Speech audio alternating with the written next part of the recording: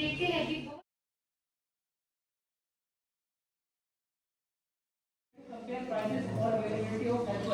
आप घर बैठे बैठे सीधा ऑफलाइन में अदर जो हेल्पर्स होते हैं उनके साथ जो प्राइस कंपेरेबिलिटी है नहीं कर सकते, लेकिन सेवा साथी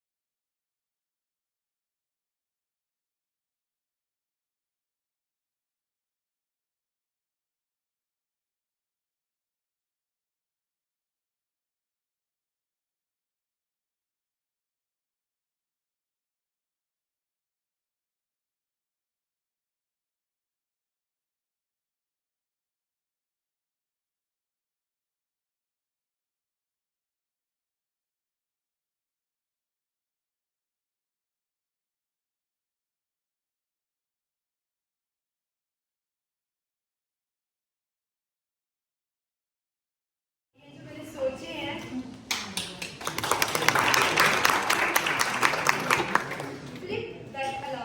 मतलब स्टूडेंट्स जो होते हैं उनको उठा नहीं जाता, मेरे से खुद नहीं उठा जाता सुबह, तो मम्मी बड़ी डांटती और पापा फिर डांटते एक बार, तो उनके लिए एक बेड तैयार किया जाता है, बेड तैयार किया जाएगा जो मतलब अगर वो उठ ना पाए तो वो बेड उनका पलट जाएगा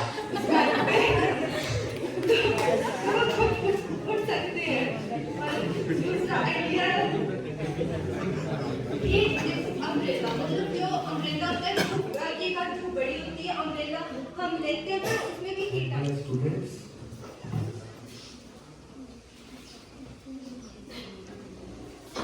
काफी दिनों से मेरे जो कुलीग्स हैं वो बात कर रहे थे मुझसे इस क्या नाम इंस्टीट्यूशनल इनोवेशन काउंसिल, तो ये सेंट्रल गवर्नमेंट की स्कीम है। तो इस तरह की बहुत सारी स्कीम्स चली हैं, कोई इंक्यूबेशन सेंटर्स हैं तो कुछ हैं, लेकिन सबसे पहले ये चले थे जैसे बड़े बड़े इंस्टीट्यूट्स में। तो यहाँ जब इन्होंने बताया तो मुझे क्लियर नहीं हो रही थी चीज़ें कि कैसे यहाँ काम करेगी, क्योंकि आइडियाज़ के लिए भी जैसे होता है ना सीड होता है, एक सीड के लिए भी ज़मीन चाहिए, ज़मीन होगी उसी में पैदा होगा, उसके लिए पानी चाहिए। अगर मानो ज़मीन ही नहीं है, ज़मीन के बिना सीड भी वो आगे पौधे में नहीं कन्वर्ट हो सकता, और ज़मीन में भी पानी चाहिए, पानी नहीं होगा तब भी वो नहीं होगा। तो आइडियाज के लिए भी एक यानी कि फर्टाइल उसके लिए चाहिए एटमॉस्फेयर तभी। और मुझे भी थोड़ा सा ऐसे ही लग रहा था, पता नहीं कैसे हो पाएगी चीज़ें, लेकिन चलो it's a very good beginning I would say कि जो एक्चुअल में आइडिया है, क्योंकि गवर्नमेंट आइडिया ले आती है, जो आइडिया लाने वाले होते हैं वो बड़े बड़े मानो IAS ऑफिसर्स सेंट्रल गवर्नमेंट में बैठे हुए, वो लोग आइडिया कहीं से लेते हैं, कोई US से ले आए, UK से ले आए, वहाँ चीज़ें देखते हैं, यहाँ फिर वो लेटर निकाल देते हैं ऐसा। या बड़े बड़े जो इंस्टीट्यूट्स हैं जहाँ बहुत सारे रिसोर्सेज हैं, और हमारे यहाँ तो स्थिति ऐसी है कि समझ नहीं आता कि क्या नए आइडिया क्रिएट करेंगे या क्या चीज़ होगी, बच्चों को इतना एक्सपोजर नहीं है, तो कई तरह की दिक्कतें। कोई मेरे ख्याल से 1-2 साल पहले की बात है, बीड में कोई बीड आपने सुना होगा, बीड विलेज जहाँ पैराग्लाइडिंग भी होती है, वहाँ पर काफ़ी फॉरेनर्स आते रहते हैं। तो एक फॉरेनर थे, उन्हें काफ़ी शौक था आसपास की सोसाइटी देखने का, तो अखबारों में भी न्यूज़ आई थी, और वो पेंटिंग में बहुत शौक रखते थे। तो उन्होंने बच्चों को बुलाया ऐसे कि कंपटीशन टाइप करवाते हैं, देखते हैं इनका पेंटिंग। तो उन्होंने बिठा दिया कि बनाओ स्कूल का, ये स्कूल में बैठे हो कि अपने स्कूल का बनाओगे, अपना ड्राइंग बनाओ। तो बच्चों ने जो स्कूल बनाया वो बनाया जो उनके टीचर ने उन्हें सिखाया हुआ था। जब पूछने लगा कि कहाँ से बनाया, कि हमारे टीचर ने सिखाया है। कि आप अपना स्कूल बनाते हैं ना, कि नहीं हमें तो टीचर ने यही सिखाया है। तो हम लोगों की स्थिति ऐसे ही है, एजुकेशन का हमारा हाल ऐसे ही है कि जब इंटर कॉलेज कंपटीशन होता है, जैसे यूथ फेस्टिवल के लिए आपने गाइडलाइन भी डाली थी कि पेंटिंग्स में कोई भी बच्चा आप में से पार्टिसिपेट करने वाला नहीं, तो क्या फर्क रह रहा है? ये सोचने की बात है कि जो बचपन से हम लोग करते आ रहे हैं उसमें भी हम पार्टिसिपेट नहीं कर पा रहे, जहाँ कहीं कंपटीशन या अच्छी जगह जाने की बात आती है, क्योंकि हमने शायद पेंटिंग उस तरीके से सीखी। हमें पेंटिंग सिखाई ऐसे नहीं कि स्कूल बनाना है तो एक रेडीमेड सा स्कूल जो टीचर ने हमें बताया वही बनाना है। हम अपना स्कूल नहीं बनाएंगे, या उस एंगल से नहीं बनाएंगे जिस एंगल से हमें दिख रहा है। ट्रेनिंग यानी कुछ और तरह से होगी ना।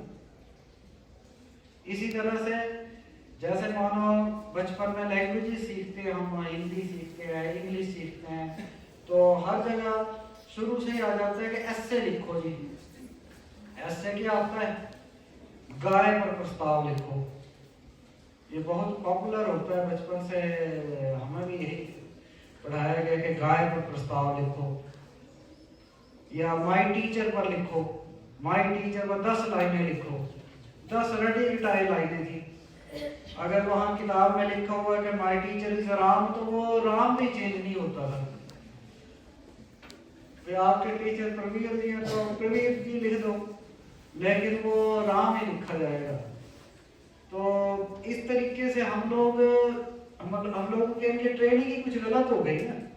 इससे हम उस चीज को कैच ही नहीं कर पाए जिस चीज की आवश्यकता है। ये बच्चे तो बहुत पीछे बैठा है, यहाँ आगे जूम की वहां से ना ये आवाज आएगी ना ही कुछ दिखेगा। तो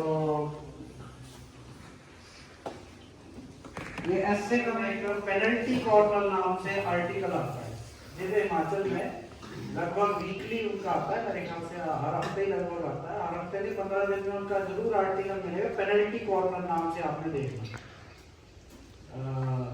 तो स्पोर्ट्स पे वो लिखते हैं, और मोस्टली हिमाचल की स्पोर्ट्स पर लिखते हैं। हिमाचल में स्पोर्ट्स की क्या स्थिति है, इस पर लिखने वाला शायद वही एक व्यक्ति है और कोई नहीं लिखता। हिमाचल के स्पोर्ट्स पे आपको लिटरेचर में नहीं मिलेगा। शायद AI भी कोई खास ना जनरेट कर पाए ऐसे, लेकिन भूपिंदर ऐसे क्रिएट कर देता है। और एक बार ऐसी बात चली थी, मैं वही बात कर रहा हूँ इनोवेशन, क्रिएटिविटी और इन सब चीजों के बारे में, बेसिकली चीजें हैं क्या और कैसे आगे बढ़ना चाहिए। तो मैं हमीरपुर में काम करता था, उनकी वहाँ एथलेटिक्स की एकेडमी है। ये भी बड़ी नई बात है, क्योंकि आपको एकेडमियाँ मिलेगी क्रिकेट की। क्रिकेटर तो हर कोई है भारत में, 2 साल का बच्चा भी आपको मिलेगा कि वो भी बैट बॉल लेके चला हुआ है। तो लेकिन एथलेटिक्स की एकेडमी बहुत रेयर चीज है। लेकिन हमीरपुर जैसी, हिमाचल के सारे शहर छोटे ही हैं बेसिकली, तो हमीरपुर जैसी जगह में एक एथलेटिक्स की एकेडमी खोलना और उसे सक्सेसफुली रन करना it was a big thing to do, लेकिन वो वहां पे कर रहे हैं। तो अब तो बहुत समय हो गया मिले हुए, मैं पुरानी बात सुना रहा हूँ कि when I was posted at Hamirpur, कि एक बार बात चली कि भूपेंद्र जी कि आप, जैसे वो फिजिकल एजुकेशन के थे तो वे जॉब का, तो वो बोलते थे कि तो हैंड टू माउथ जॉब है आपकी, इसलिए मेरा इंटरेस्ट नहीं बनता। यानी कॉलेज टीचर की जॉब को वो हैंड टू माउथ कहते थे। तो obviously he was earning a lot, और उनके पास मुझे याद है कि कुल्लू तक से लड़कियां भी उनके पास वहाँ पे रेंटेड एकोमोडेशन में रहती थी और उनके पास ट्रेनिंग लेती थी। और एक तो मुझे आज भी याद है कि हम अखबारों में कुछ दिनों बाद देखते थे कि उनके पास ट्रेंड जो लड़कियां थी और लड़के, वो नेशनल लेवल पे, इंटरनेशनल लेवल पे पार्टिसिपेट करते थे बच्चे और बहुत अच्छा काम करते थे। तो एक बार लिखने के बारे में उनसे बात हुई मेरी कि लिखने का, आप बड़ा अच्छा लिखते हैं भाई। कहते हैं कि जब मैं स्कूल में पढ़ता था तो हमारे एक टीचर थे तो उनका सीधा था कि जब उन्होंने हमें ऐसे सिखाना शुरू किया तो उन्होंने ये नहीं कहा कि आप कहो पे ऐसे लिखो, माय टीचर पे लिखो, या 10 लाइनें ये लिखो या ये वाला लिखो। उन्होंने हमें रैंडम टॉपिक दे देना कि इस पे अपने विचार लिखो, और अपने चाहिए सब पे, कहीं से कॉपी किया हुआ मटेरियल नहीं चलेगा। तो हम लोग के शुरू से ये सोचने की आदत पड़ गई कि सोचना है, अपनी तरफ से सोचना है, अपनी तरफ से सोचना है, नई चीज। टॉपिक ऐसा होगा जिसका किसी को पता नहीं। मानो कह रही है कि आप रॉकेट साइंटिस्ट होते तो क्या करते, अब किसी को पता नहीं है कि ये टॉपिक भी आ सकता है कि रॉकेट साइंटिस्ट बनोगे तो क्या करोगे। अब आदमी अपने आप सोचेगा, जैसा मर्जी सोचे। तो धीरे धीरे कि हमें लिखने की आदत पड़ गई, और उस समय के लिखने की आदत और वो जो मजा आने लगा, नई नई चीजें क्रिएट करने में दिमाग हमारा नई नई चीजें सोचता बढ़िया, कि आज वही काम आ रहा है। और मुझे बताएं कि कुछ साल पहले के मेरा एक आर्टिकल जो है 75 न्यूज़पेपर्स और मैगजीन्स में छपा, और मुझे 15,000 रॉयल्टी मिली। यानी कि सारे न्यूज़पेपर्स और वो जो मैगजीन्स हैं उन्होंने पैसे दिए उस आर्टिकल के, वो 15,000 रुपए उन्हें मिला। और एक अब की बात है कि उन्होंने मुझे बात ही सुनाई थी, यानी कि 2004 और 6 के बीच में वहां रहा, तो उससे अगर 2 साल पहले की बात होगी तो समझ लो 2002 की। 2002 में मतलब उनका एक आर्टिकल जो है 75 न्यूज़पेपर्स और मैगजीन्स में छपा, इतना यानी कि यूजफुल और बढ़िया माना गया वो। और 15,000 रुपए उस डेट में एक आर्टिकल लिखने से उन्होंने कमाए। लेकिन हम भी यहाँ, हमारे पास भी ये चैनल्स हैं, लेकिन they are only on paper. जैसे हम कॉलेज मैगजीन छापते हैं, अभी इस बात के लिए भी हमने नोटिस निकाला है, मेरे ख्याल से बच्चों को नोटिस हो गया है। हाँ, तो पता नहीं कितनों ने आर्टिकल दिए हैं टीचर्स के पास, कृपया आर्टिकल्स दें। लेकिन मेरा अपना अनुभव ये रहा है कि 99.99999% जो है they are copied articles. It looks very bad to see, बोलने में बड़ा खराब लगता है, but it happens. There is no way out, there is no way out. Way out क्यों नहीं है? क्योंकि इसके लिए जो ट्रेनिंग चाहिए वो हमने दी नहीं है कभी। आपको कभी ट्रेनिंग मिली नहीं, आपने कभी ये काम किया ही नहीं कि आप आर्टिकल अपने आप लिखें।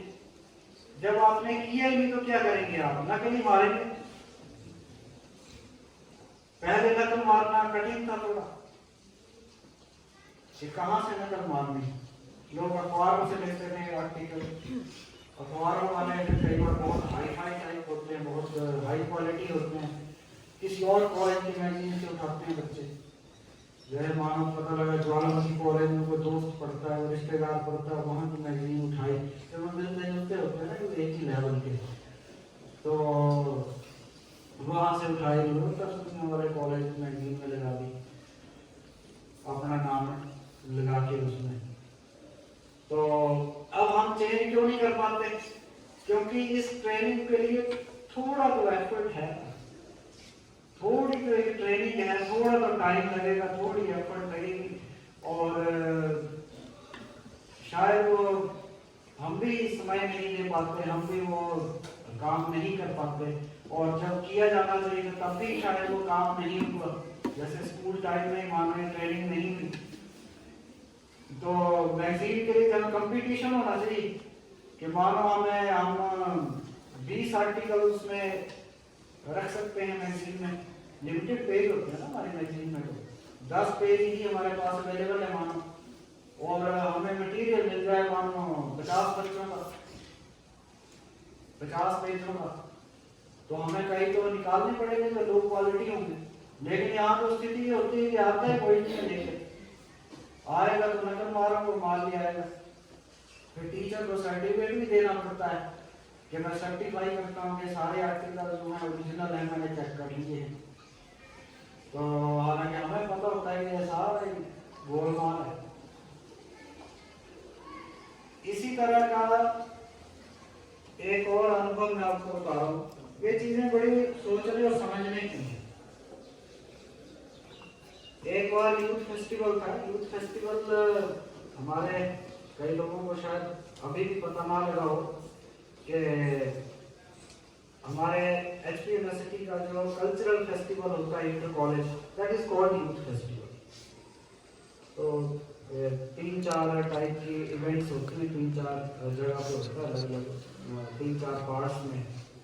तो इसी में एक में पेंटिंग भी होती है। तो once I had taken a team to धर्मशाला, जहाँ यूथ फेस्टिवल हो रहा था और पेंटिंग कंपटीशन चल रहा था, और उन्होंने धर्मशाला कॉलेज जिन लोगों ने देखा सामने वो हमारे नौलगार की रेंज दिखती है बड़ी सुंदर, तो सारे वो बाहर धूप में बिठा दिए बच्चे लाइन में ऐसे आगे तक, पूरे हिमाचल से आए हुए, और सामने धौलाधार के ये सामने जो दिख रहा है उसे पेंट कर दो। तो हम भी वहाँ घूम रहे थे, बच्चे बना रहे थे अपनी अपनी पेंटिंग। कईयों ने बहुत सुंदर सुंदर पहाड़ बनाने लगे, बर्फ दिखाने लगे, कोई बड़ी बड़ी सुंदर सुंदर। कईयों के पास काफी भीड़ जम रही थी। एक जो था लड़का, उसके पास से मैं भी गुजरा, लेकिन बड़ा कोई अपील नहीं किया, और मैं भी निकल गया, उसके पास तो ज्यादा रुक भी नहीं रहा था, और ऐसे ही लग रहा था, क्योंकि औरों के तो बड़े सुंदर पहाड़ और ये बन रहे थे, कोई बर्फ दिखा रहे हैं, पता नहीं क्या क्या बना रहे हैं, बड़े सुंदर, और उसका कुछ ऐसे ही लग रहा जी सर क्या बना रहा है, कुछ और ही तरह की वर्टिकल लाइन और पता नहीं क्या है। थोड़ा हमें लगा कि शायद ये चीज बना रहा है, वहाँ इलेक्ट्रिसिटी का पोल लगा हुआ था, शायद पोल दिखा रहा है, अजीब सा पोल, ये इतनी सुंदर है, पहाड़ बना रहे हैं, पोल बना रहा है, तो लेकिन वो लगा था अपने। और मेरे ख्याल से जब आधा पौना घंटा बीत गया तो उसके पास उसकी जो पेंटिंग है बड़ी अलग सी लगने लगी,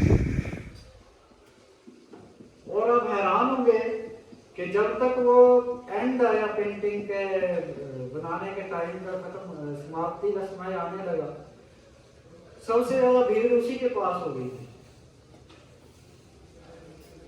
सबसे ज्यादा भीड़ उसी के पास हो गई थी, क्योंकि उन्होंने रैंडम बिठा दिए ना ऐसे, और जहां वो बैठा था उसके जस्ट आगे एक पोल था इलेक्ट्रिसिटी का, वो विजन को ऑब्स्ट्रक्ट कर रहा था, यानी कि उसे पहाड़ को पूरे नहीं दिख रहे थे क्लियर।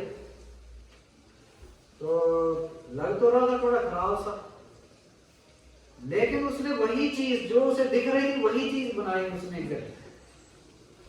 पोल आगे आ गया था तो उसने वो शिकायत नहीं शुरू कर दी, पोजीशन नहीं चेंज की कि अब मैं मुझे तो पहाड़ दिखाई नहीं दे रहा, वहां चला गया। वो वहीं रहा और जितना कि उसे पोल को दिख रहा था, ऑब्स्ट्रक्ट हो रहा था पहाड़, उसने उतने पोल बना दिए, बाकी में पहाड़ आ गए। और जब सारी सीनरी बनी तो इतनी प्यारी लग रही थी वो, and he got the first prize, and he got the first prize. लेकिन हमारे यहाँ पेंटिंग तो ऐसे सिखाई नहीं जाती। अभी आपकी कटोरा पंचायत से भी एक लड़का है, वो बहुत अच्छी पेंटिंग बना रहा है, इंटरनेशनल लेवल पर भी उसकी पेंटिंग दिख रही हैं। मैंने न्यूज़ पढ़ी, मैं जानता नहीं, मैं मिला हूँ, आप में से हो सकते हैं कई लोग परिचित मिलेंगे तो बात करेंगे उसने कहाँ से कैसे सीखी है। तो थोड़ी सी हमारी एजुकेशन जिस तरीके से हो रही है उसमें तो एक कमी है ही, ये प्रॉब्लम है ही। लेकिन चलो, शिकायतें करने से ही काम नहीं होता, हमें आगे बढ़ना है।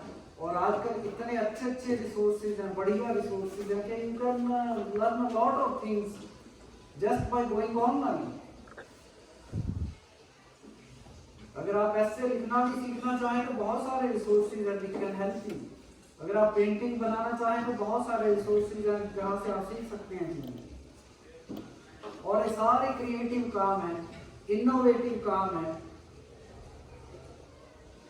तो अभी भी कुछ नहीं बिगड़ा है, आप लोग इस तरफ बढ़ें। और ये एक स्टार्टिंग पॉइंट है, इसमें 2-3 चीजें जो है बहुत जरूरी होती है।